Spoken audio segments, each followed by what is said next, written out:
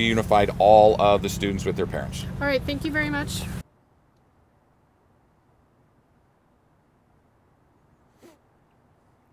So I was working from home when I saw probably 100 kids running down the street. At first, I'll be honest, I thought it was gym class, and I noticed some kind of distressed looks on their faces. So I came out to the balcony.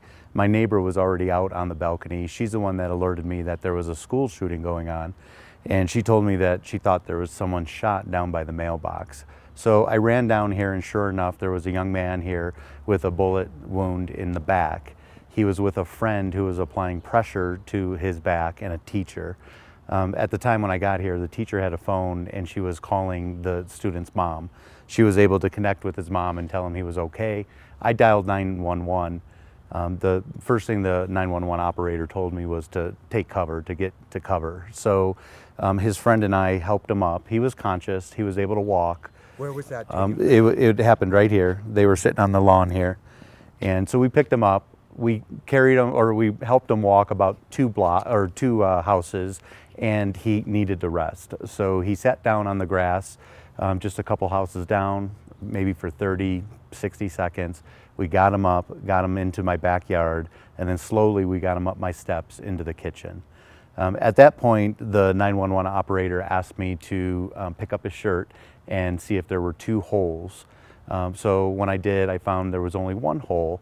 And the young man that was with him, true hero, he stayed with him the whole time and applied pressure.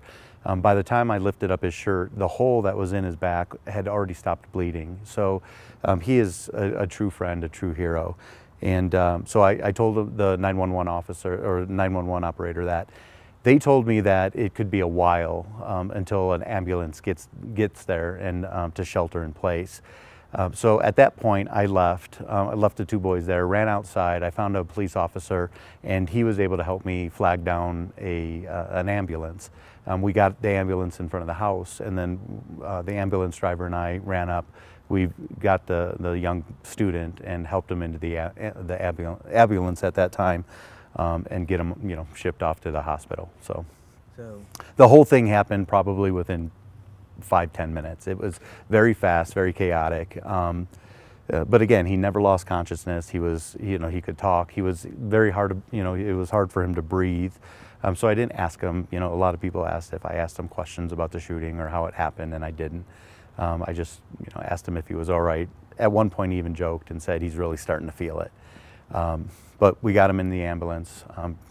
Within 10 minutes from when I found him, and they got him over to the hospital. I have no idea how he's doing.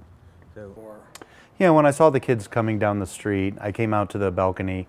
My neighbor was out on her balcony already. She's the one who told me that there was a shooting in progress down the street, and she thought that a student was shot and down by the mailbox.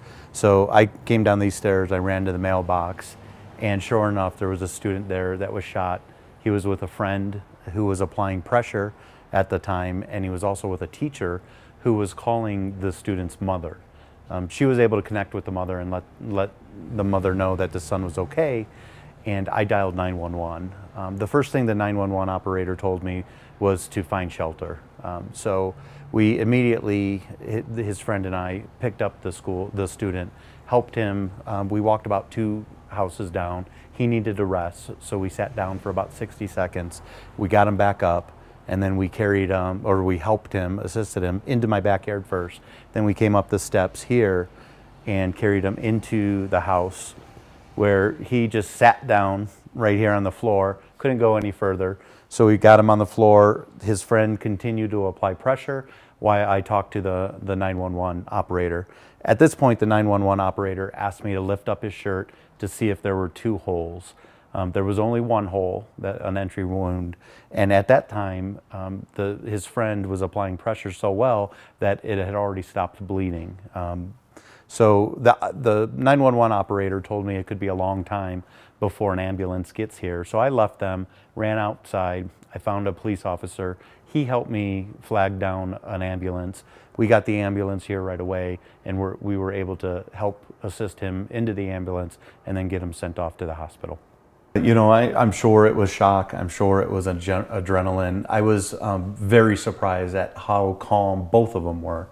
They were talking to each other. His friend stayed with him the entire time, never left the pressure or took the pressure off his back. It was a pretty amazing sight. So the entire time I was talking with the 911 operator, kind of following their instructions, he was communicating with them, making sure he was okay, kind of shifting him to make sure he was comfortable. It was pretty impressive to watch the two young men. Have you ever been in a high pressure situation like this before? No. Were you at all surprised at the way you reacted? You know, it happened fast, and it was really instinct.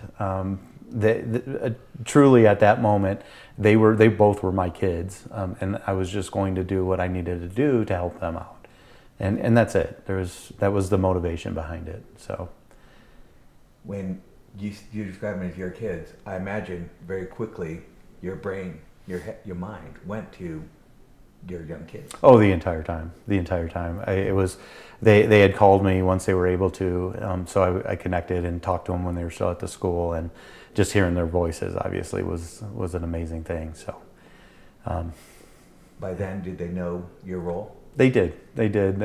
Some folks had, I think, seen it and communicated to them. It was kind of videos were getting passed around. So, they told me great job, and they were proud of me. So that was pretty nice. I bet that makes you feel very good. It does. It does.